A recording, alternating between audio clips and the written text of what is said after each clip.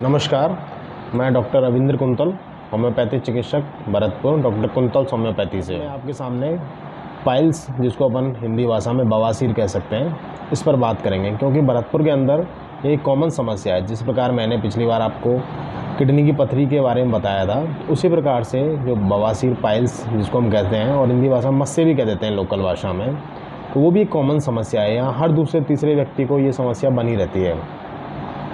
तो खान पीन की दिक्कत के कारण ये समस्या आम होती जा रही है। सबसे पहले हम बात करेंगे कि पाइल्स होता क्या है।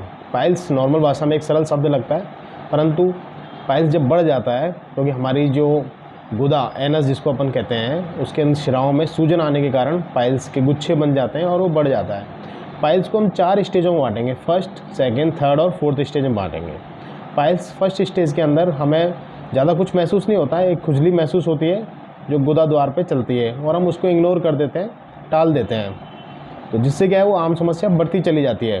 दूसरी, अगर कब्जी ज़्यादा रहने लग जाती है या हमारा काम खड़ा रहने का ज़्यादा है तो सेकंड स्टेज में भी पहुंच जाता है। सेकंड स्टेज में कभी कभी ब्लीडिंग भी हो जाती है, खून भी आ जाता है लैट्रिन के रास्ते से, परंतु हम वो कभी कभार आता है, उस पर भी ज़्यादा ध्यान नहीं देते हैं। जब ज़्यादा ध्यान नहीं देते हैं तो ये तीसरी स्टेज में चली जाती है। तीसरी स्टेज में जाने के बाद पाइल्स गुदा द्वार से बाहर भी आ जाते हैं, ब्लीडिंग भी हो जाती है, दर्द भी होने लग जाता है। जब ये स्टेज जब हम ध्यान देते हैं तो हम डॉक्टर के पास जाते हैं, डॉक्टर हमें कई बार ऑपरेशन की भी सलाह दे देता है, परंतु तीसरी स्टेज तक हमें ऑपरेशन नहीं करवाना चाहिए क्योंकि तीसरी स्टेज तक ये होम्योपैथी दवाइयों से ही सही हो सकता है। चौथी स्टेज में क्या होता है कि जो तीसरी स्टेज है उसकी कंडीशन वर्स हो जाती है, बढ़ जाती है बहुत ज़्यादा मात्रा में, ब्लीडिंग आना, पाइल्स अंदर नहीं जाना, वो भारी रहते हैं, तो उस स्तर पे हम ऑपरेशन में पहुंच जाते हैं। परंतु होम्योपैथिक एक अच्छा इलाज है जो दवाओं से 4-5 महीने में इसको बिल्कुल ठीक कर सकता है और जड़ से हटा सकता है।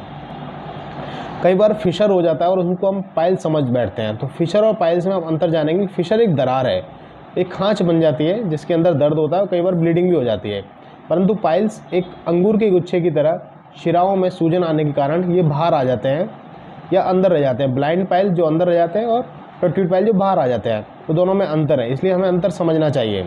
बात करेंगे कि ये क्यों होते हैं, इसका कारण क्या है। ज़्यादा कब्जी होने के कारण पाइल्स एक आम समस्या बनती जा रही है। ये जेनेटिक भी हो सकता है, एक पीढ़ी से दूसरी पीढ़ी में भी पाइल्स ट्रांसफ़र होते हैं और वो हो सकता है। इसको हम कैसे बचाव कर सकते हैं, क्या खाना चाहिए, तो उसके लिए हमें फाइबर युक्त खाना चाहिए।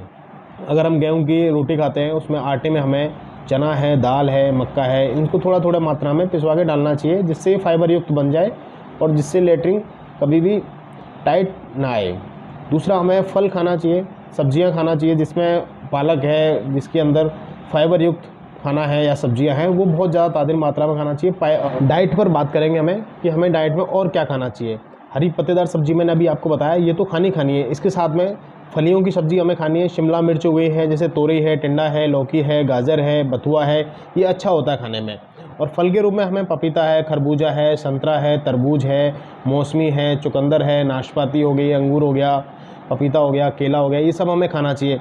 सबसे ज़्यादा हमें क्या खाना चाहिए और क्या नहीं खाना चाहिए। ना खाने में हमें ध्यान रखना चाहिए कि भिंडी की सब्ज़ी हो गई, अरबी हो गया, बैंगन हो गया, आलू हो गया और मैदे से बनी हुई चीज़ें हो गई, बाहर का फास्ट फूड हो गया, ये सभी चीज़ों से हमें अवॉइड करना चाहिए। ये चीज़ें हमें नहीं खानी चाहिए, नुकसानदायक हो सकते हैं। जिन महिलाओं में प्रेगनेंसी होती है तो उनमें भी ये पाइल्स की समस्याएं होने की संभावना बहुत ज़्यादा रहती है। और एक इसमें सबसे बड़ा कारण है जो आजकल देखा जा रहा है, मोटापा जिसको है उनको सबसे ज़्यादा पाइल्स की समस्या देखने को मिल रही है।